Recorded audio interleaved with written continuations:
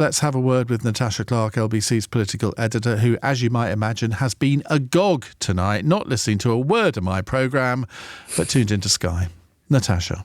Iain, I'm sure it was a fantastic last hour that I missed while I was watching Beth Rigby grill Keir Starmer and Rishi Sunak in the battle for number 10 tonight. And they also faced a pretty punchy grilling from the audience too. Keir Starmer obviously riding quite high in the polls at the moment. He was really battered at the start by Beth Rigby over tax and his plans. He repeatedly insisted he wouldn't raise taxes on working people and families, but he could not guarantee whether he would raise any other taxes. So let me be absolutely clear. All of our plans are fully costed, fully funded. We will not raise tax on working people. That means no tax rises for income tax, for national insurance, for VAT. Our manifesto comes out tomorrow. It's a very forward-looking manifesto, but there's nothing in our manifesto that requires us to raise tax. You've swerved the top 5% of earners there. Nothing requires us to raise tax. And I tell you, I do want to... You're challenging me and I want to deal with this. I want to do things differently. I want to grow our economy.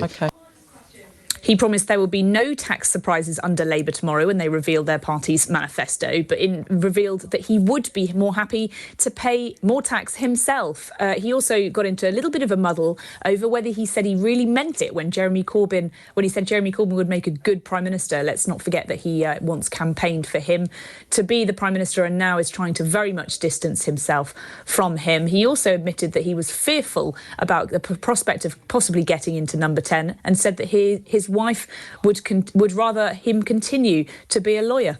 I've got a boy who is just turning 16. He's 15 and 3/4. I've got a girl who's 13. These are really difficult ages for children. If they're under 5, it would probably be easier. If they were 20 or over, it'd be easier. And my only fear, really, is the impact it's going to have on them. That's why we never name them in public, never have a photo shoot with them. And Iain, there were some very direct and awkward moments for Keir Starmer, even though I thought this was a stronger performance for him tonight than in the debate. I think it was a much nicer, for him, format. I think he much more enjoyed talking to the audience members direct rather than that sort of strict debate format where I think Rishi Sunak performed a little bit better. But look, the audience absolutely did not hold back their punches. Keir Starmer told a junior doctor to his face that he couldn't afford their 35% pay increase demands. He also told a working parent that he would continue with his plans to put extra taxes on his daughter's private school education. At one point, he was accused of being a robot. And one audience member really did lay into him, asking him, why on earth do you think that you can provide a future for us?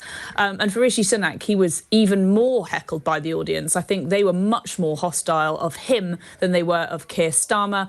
He was asked, why should anyone trust you over migration, over tax? It's obviously continued to go up under the Conservatives. Beth Rigby pointed out repeatedly how he'd failed on several of his key promises on stopping the boats and on NHS waiting lists as well. And he had a very spiky experience with one audience member. They booed him when he started talking about striking doctors. He blamed them for failing to get those waiting lists down.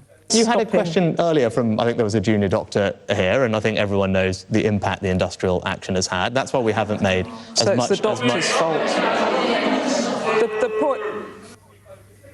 And one particularly powerful moment as well came when an audience member told of his astonishing 8-hour wait for help in A&E, and Sunak looked a little bit caught like a rabbit in the headlights at this one. Another one grilled him on housing, how no one can afford to buy one of their own. He was also asked to reveal something to make him a bit more likeable. He said he gets through a lot of Haribo and sweeties. Although I don't think there was enough sugar rush that could have got him through that one. Can you tell our audience something about you that might make them like you a bit more again? Well, actually, funnily enough, people seem to think I have a very kind of healthy lifestyle and I go to the gym and this is a session about my fasting. But I actually have an appalling diet because I eat an enormous amount of sugar and I'm very unhealthy in that regard, which I was talking to someone today about. They were completely shocked. I'm not sure that's not really something that someone needs to like me more or less, but that's something I was talking to someone today and they're genuinely surprised about the amount of Haribos, Twixes and everything else that I get through, particularly during a campaign. So contrary to popular belief, if I don't have that healthier lifestyle or diet. Okay, a sugar fiend.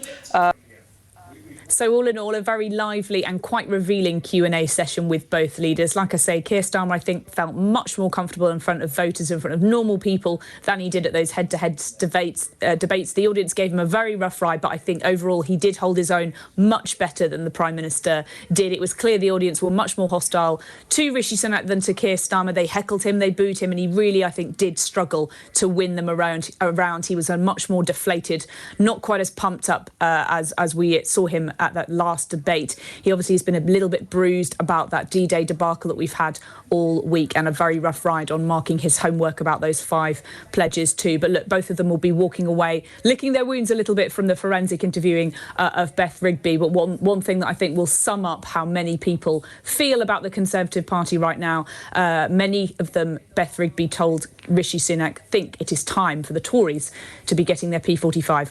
Iain. Now, I suspect most people will see bits of this debate on the internet, and that's where it'll get most views from, rather than people having watched the whole thing. But the danger for the politicians in these debates is, of course, these clips go viral, and inevitably they're all the clips where they don't do very well. Yes, of course. And obviously we know, Twitter or X and social media tends to be much more vocal for the left than the right. And we are seeing that in this election campaign. The stuff that's doing really well and the really viral moments is stuff that makes the Prime Minister look embarrassed and awkward. And not even the ones that make Keir Starmer and the Labour Party look good, but just the ones that make the Conservatives look bad. And that has always been the case. Twitter has always been not hugely representative place for the country. It definitely doesn't represent, I think, what many people think. But I think the mood, very much you could see from that audience tonight, was against Rishi Sunak. It wasn't for Keir Starmer, so I think it is quite representative of what a lot of people are thinking and feeling out there. But there was active hostility against the Prime Minister, and that really does reflect what we are seeing in the polls. I think Rishi Sunak will be less pleased with that performance than he was at the head-to-head debate, and obviously we've got one more head-to-head debate as well coming up, and obviously both leaders will be answering questions day in, day out. But look, we're more than halfway through this campaign. People are starting to get a little bit tired. The politicians, obviously up and down the country, are all day, every day trying to press the flesh and talk to voters. The Tories campaign has stalled a little bit. I think it's more than fair to say. But Rishi Sunak trying to get on the front foot with his manifesto yesterday. Will it move the polls? We've not had anything yet to suggest that's the case. It's Labour's turn tomorrow when they reveal their manifesto. And we're obviously going to be asking Keir Starmer more about what his vision. And I still think he has yet to really reveal exactly what makes him tick and exactly what we can expect from a Labour government if indeed they do win this next general election.